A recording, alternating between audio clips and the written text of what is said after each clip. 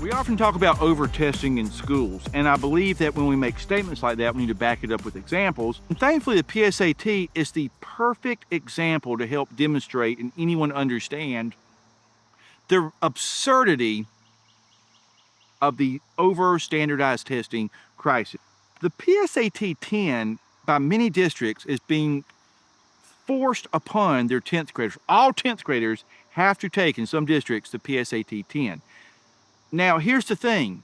The PSAT 10 is a pretest for the actual test. That's right. The SAT is the one you take to see if you get into college, if you want to go to a four-year college.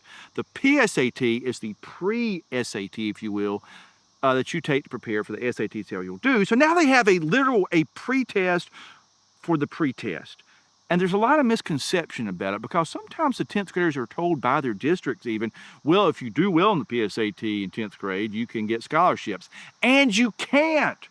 If you go to the actual website who makes the test, they tell you 10th graders cannot get anything. Even if you got a perfect score in 10th grade, you still ain't getting a scholarship. So somehow districts are justifying making all 10th graders take this because, hey, it's practice. Well, what do you think teachers do in their classroom? All right, we have such an abundance of these diagnostic practice tests, we don't need another one, especially one that I think probably costs the district money. And I don't know what the College Board is charging districts. I saw something said $18 per test. So of course the College Board is going to advocate that, sure, it's really beneficial if everybody takes a PSAT 10, and they probably have studies to show people who seek out taking these pre-tests probably do better on the actual SAT. Yeah, when they actively seek it out because they want to when they take the SAT. It doesn't say when you force everybody to take the PSAT 10 that magically they'll be prepared for the SAT. Well, they might not have known they'd do good, and then we just showed them how they can do on this test, and they got confidence. I can promise you, there's much better way to get that student's confidence to the wonder within themselves than forcing them to take another diagnostic test.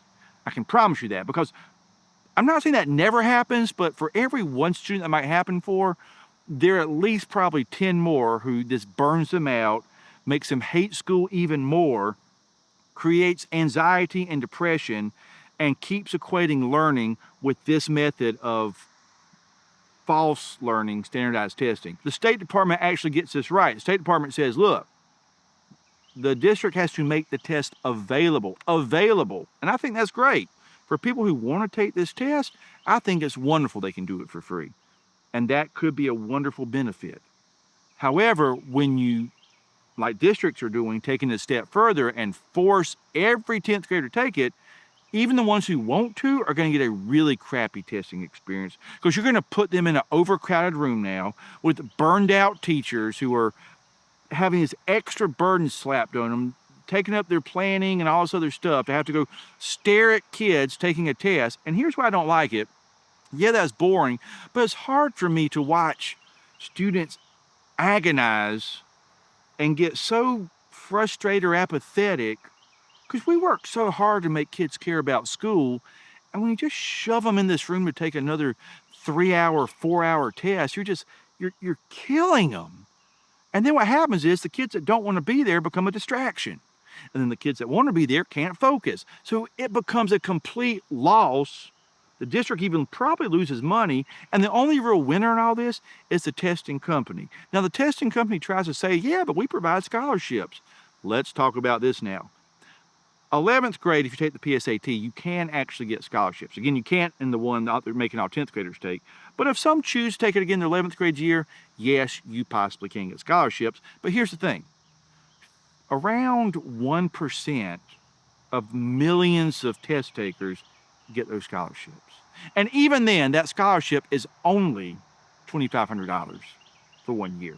Now, do your research or some other associated benefits from it, and other businesses can also give merit-based scholarships, that kind of stuff. So I'm not saying there's no value in it whatsoever, but let's just say this.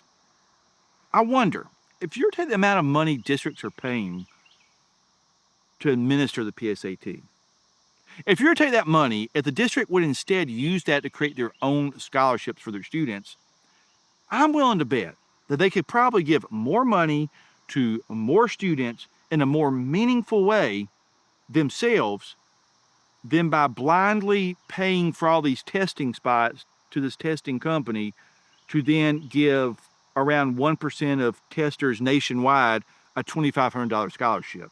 I'm not saying it's a racket. I'm not saying the SAT has no benefit whatsoever, but I am saying do your research. And I am saying these testing decisions are made by individuals who don't help monitor the test, who aren't in the actual classroom, and don't see the reality of what this looks like. So it's not like some evil individual, like, I'm gonna make everybody take a test. It's just a disconnect. It's breakdown communication. But everyone acknowledges the truth that students are over-tested and we're burdening our education system with our addiction to standardized testing. And nothing proves that more than this absurdity of making every 10th grader take the PSAT 10. This is an easy win to break free of that addiction. Let the ones the State Department says in the situation, if they want to take it, sure, offer it. But it's time to listen to teachers, parents, and students more and stop forcing all these tests with this vague, well, it's what's best for the students. No, it's not. Show me the data, show me the evidence that really proves that. And I promise you, I can give you way more evidence that it causes a lot more harm than it creates help. And we can come up with much better ways to spend our time, our money, our energy, and quite honestly, our life than this.